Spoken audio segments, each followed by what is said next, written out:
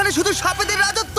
কিন্তু আমি এর থেকেও ভয়ঙ্কর জায়গায় যাব, যেমন বরফে ঢাকা একটা খাড়া পাহাড়ে উঠবো। আমি পড়ে যাবো, আমাকে নামাও নামাও। এমন একটা রাস্তায় গাড়ি চালাবো যেখানে প্রচুর মানুষ মারা গেছে। আমরা মৃত্যু থেকে আর 7 ইঞ্চি দূরে আছি। ভয়ঙ্কর শার্কদের সাথে কেজ ছাড়াই সুইমিং করব এবং আরো অনেক কিছু। আর শুরু করব এই কেজ থেকে, একটা আফ্রিকান সাফারির মাঝখানে যেখানে অনেক সিংহ, চিতা, হিপো এবং আরো অনেক প্রজাতি যেগুলো আমাদেরকে মেরে দিতে পারে। আমরা এটা কেন করছি? কারণ আমরা পৃথিবীর সব থেকে ভয়ানক 5টা জায়গায় যাব। আমি একটা সিংহ দেখতে পেয়েছি। ও মাই গড, এটা আমরা কেন করছি? আর যাতে সিংহরা আমাদের কাছাকাছি আসে তাই আমি অনেক মাংস এনেছি। এবং কেজের চারপাশেও ঝুলিয়ে দেব। ভাই আমরা বেঁচে ফিরবো তো? কিন্তু আসলে যে কারণে এই জায়গাটা বেশি ভয়ঙ্কর সেটা হলো সূর্য ডুবে যাবার পরে আমরা দেখতে পাই না, কিন্তু ওরা দেখতে পায়। জিমি, ওদিকে দুটো সিংহ রয়েছে। এই শব্দটা তো কণ্ঠারের মতো লাগছে। না, এটা বিশাল ভাই। সবকিছু রাতে বেরোয় কেন? ভাই, আমাদের সিংহটা পুরো ঘিরে ধরেছে। আমাদের থেকে মাত্র 20 ফুট দূরে রয়েছে ওরা। মাই গড, আমাদের দিকেই তাকিয়ে রয়েছে। ও, এদিকেই আসছে। আমার খুব ভয় লাগছে। ও না না, ও আমাদের দিকে আসছে।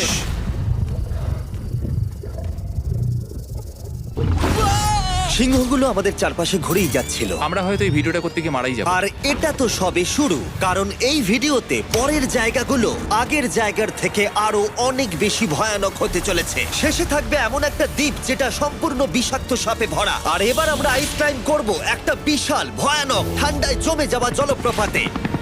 সবাই তৈরি হয়ে নাও, এবার একটা দারুণ অভিজ্ঞতা হবে। এই হেলিকপ্টারটা এখন ফিরে যাচ্ছে। আমরা পাহাড়ের মাঝখানে রয়েছি। আমরা এখানে কি করব? পরে দেখা হচ্ছে।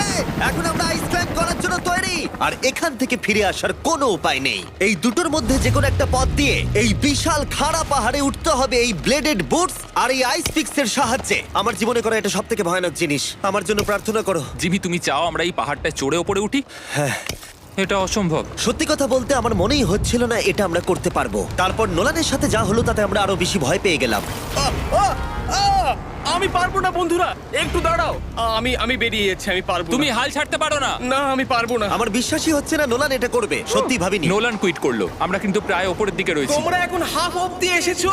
ও জিমি, নিচের দিকে দেখো না। ও মাই গড। যত উঠছি তত খাড়া হচ্ছে। আমার পা, আমি গ্রিপ পাচ্ছি না। ও ও ও ও। আরে তুমি পড়ে যাচ্ছিলে? ও মাই গড,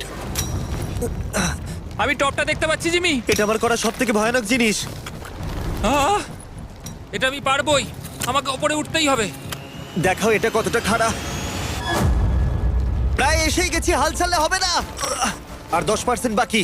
আমি এখন কাঁদতেও পারছি না, যদিও এসব করা আমার একেবারেই উচিত নয়। তুমি প্রায় এসেই গেছো জিমি। তবু আমি কোনো মতে এই জলপ্রপাতের উপরে উঠতে পারলাম। আমরা পেরেছি ভাই। আমরা পেরেছি।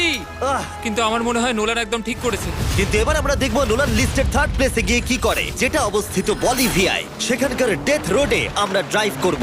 আর এখন আমরা রয়েছি পৃথিবীর সবথেকে বিপজ্জনক রাস্তায়। এই জায়গাটা যে কোনো স্কাই স্ক্রিপারের থেকে অনেক বড়। আমি বুঝতে পারছি না আমরা কেন এখানে এলাম। মিথ্যে বলছি না, এই রাস্তায় অনেকজন মারা যাওয়ার কারণে এই রাস্তাটা 1 যুগ আগেই বন্ধ করে দেওয়া হয়েছিল। এই রাস্তায় গড়ে প্রতি বছর 300 জন মারা যেত, কিন্তু আমাদের কাছে গভর্নমেন্ট পারমিশন রয়েছে, তাই আমরা এই রাস্তা দিয়ে যেতে পারি। পারমিশন না পেলে খুব ভালো হতো। চিন্তা করো না, কিচ্ছু হবে না, না। আমার তো চিন্তা হচ্ছে।